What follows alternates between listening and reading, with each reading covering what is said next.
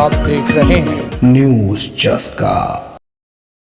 नमस्कार, आप देख रहे हैं न्यूज चस्का। मैं हूं आपके साथ निहारिका सिंह नागर। आइए नजर डालते हैं आज की बड़ी तमाम खबरों पर।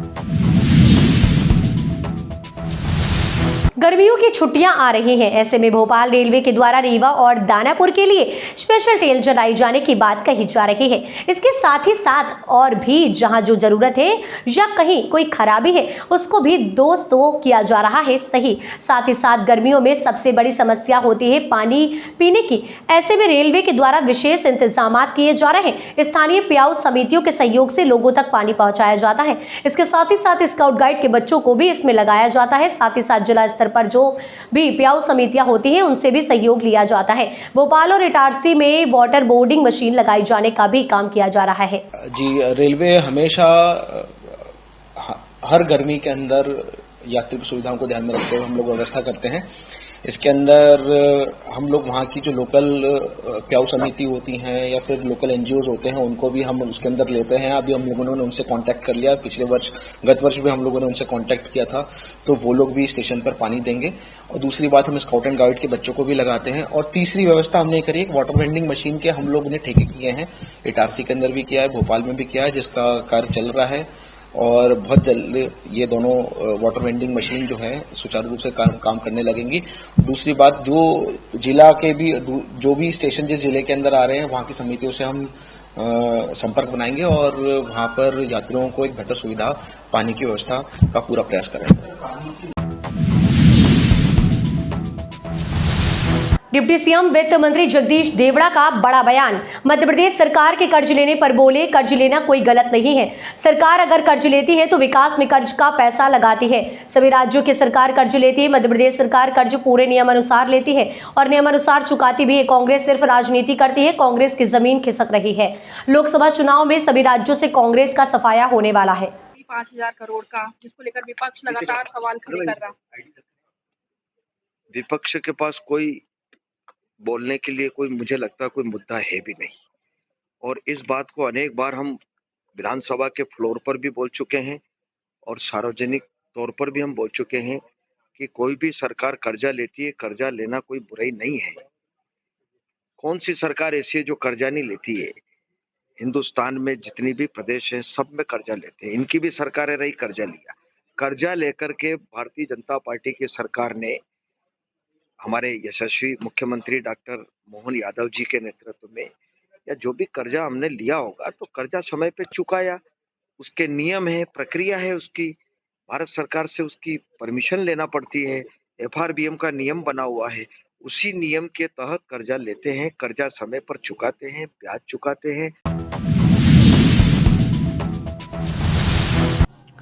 राजधानी भोपाल के बीजेपी कार्यालय पर आदमी पार्टी का प्रदर्शन।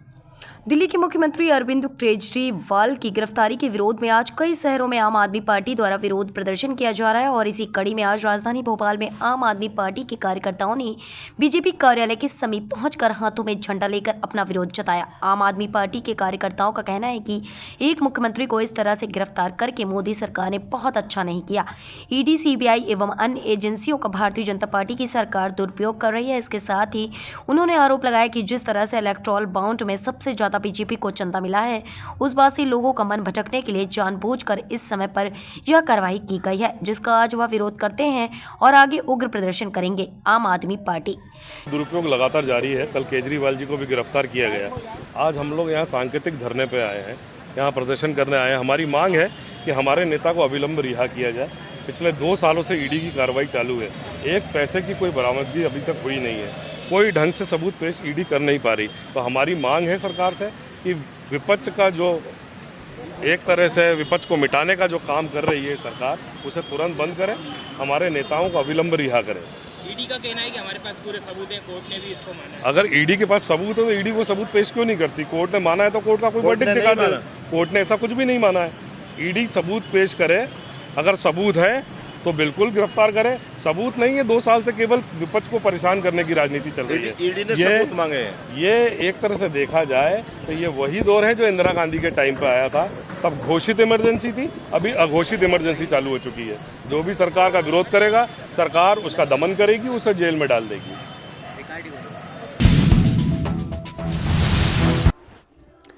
खजराना गणेश मंदिर में दान पेटी की गई, गिनती चढ़ावे में करोड़ों रुपए का दान हुआ प्राप्त।